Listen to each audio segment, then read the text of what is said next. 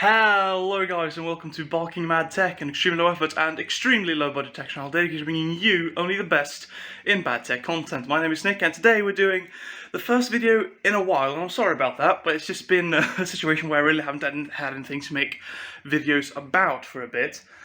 Because I've been waiting for stuff to come in that I can make videos about. And finally, after a long time of waiting, that's finally happened. 2 months to the day since I ordered it, my RTX 3080 has finally arrived. I've just been to pick it up at the post pickup point, and well, let's unbox it, shall we? So, just straight off the bat, this is probably the most well-packaged graphics card I've ever actually received. I got it in this massive master carton, basically, and then inside that there was this, so yeah, I've never quite gotten a graphics card packaged, quite like this before. It's quite impressive. Clearly they don't want it to get damaged in shipping. When I first saw this, because I used to work at a warehouse, and laptops usually come packaged like this. to us. I was like, wait, did they send me a laptop? But no, it's a tough RTX 3080. So let's get this boy open, shall we? And yes. And again with the surfeit of packing materials. Clearly, I mean, this is not great foam, but again, any foam at all is probably unnecessary, but hey, I'll take it. Linus Tech Tips probably be quite proud of the way they package this thing. So here we have the box. As you can see, I got a Tough Gaming. This is the OC version.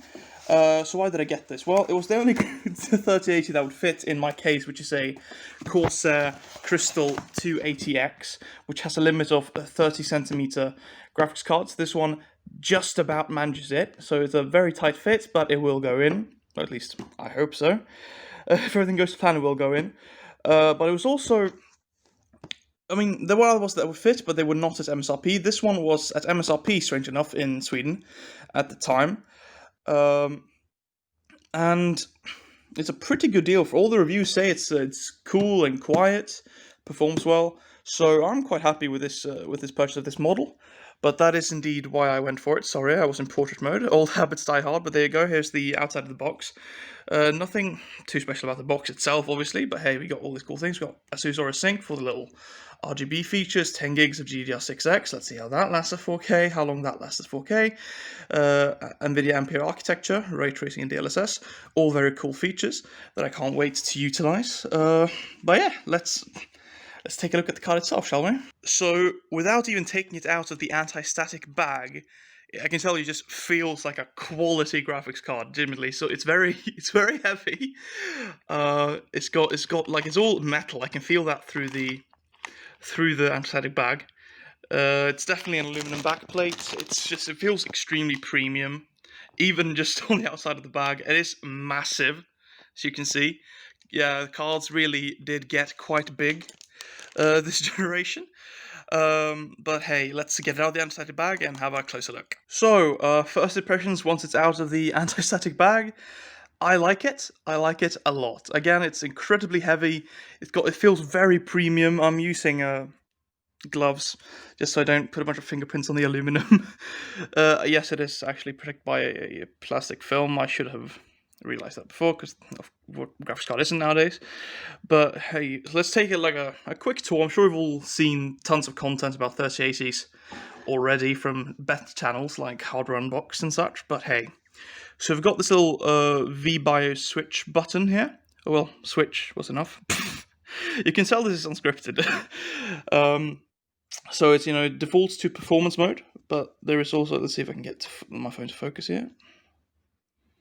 Apparently not.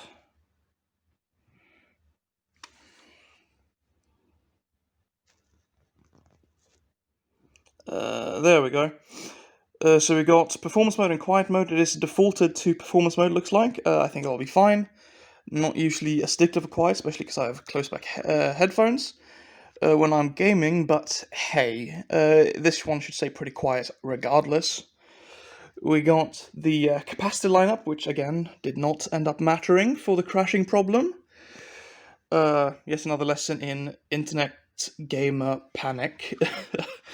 Then we got the 3 fans. I think the middle one spins in a different direction from the other ones to reduce turbulence or something. That goes kind of over my head in regards to how that works, but hey, good things are good. We got this little RGB feature here. Let's see how that works out. Should look pretty cool, maybe. Not something I really care about on my graphics cards, although I do like RGB. And then we go to the back, got the I/O here. We got 3 display ports. Those should be 1.4A. And then we got 2 HDMI 2.1s, and those are the ones that I'm interested in because as you know, I have a C10 OLED 48-incher as my gaming TV, and I've been forced to use it at 4K 60Hz. Because I've only had access to HDMI 2.0 graphics cards. Finally, I have a 2.1, which means I can fully utilize its capabilities of 4K 120Hz, HDR 10 bits, color, everything based, nice and based like that. So I'm quite excited. So, well, I guess that's it for the exterior tour. Let's have a look at how it looks once we get it in the computer. Alright, so here we have it installed in the system. There's actually a lot more space than I thought there would be between the graphics card, the end of the graphics card, and the front fans. So that's quite nice. I was actually expecting to be right up against the fan there. But, you know, overall not very good. Honestly, this is actually a few days later than the other stuff, because I just, well, I put it in, I got caught up playing video games, having a great time on my 4K 48-inch OLED. And then, you know, I just got busy with work and stuff, so I haven't had time. But now we have finally taken a look. I'm not going to give you any benchmarks or anything, because you've all seen how the 3080s perform. That's not very interesting to you, I imagine. Especially not from me, who can't do it as well as Linus Tech Tips, or Hardware Unboxed, or Games Nexus, or any other major outlet for tech news or tech reviews. But I will say that I'm very satisfied with the card. I've played quite a bit of it, quite a bit of games on it now. It does very well in any game. Honestly, it just does very well. Godfall 60fps 4K, max settings all day long. Obviously, there's no ray tracing for GeForce cards in that game just yet, but hey, we'll see how it works out with that. So far, 10 gigs of VRAM has not been an issue. I don't expect it to be an issue for at least a year or so, and by then I'll probably upgrade anyway, because that's just the sort of person I am. But overall, I am very happy with the performance of this card. So this was a bit of a short one, not too exciting I imagine, but hopefully this means I can get back to doing content somewhat regularly, now that I actually have a graphics card in my system again. So yeah, I guess that's it for me, and peace out.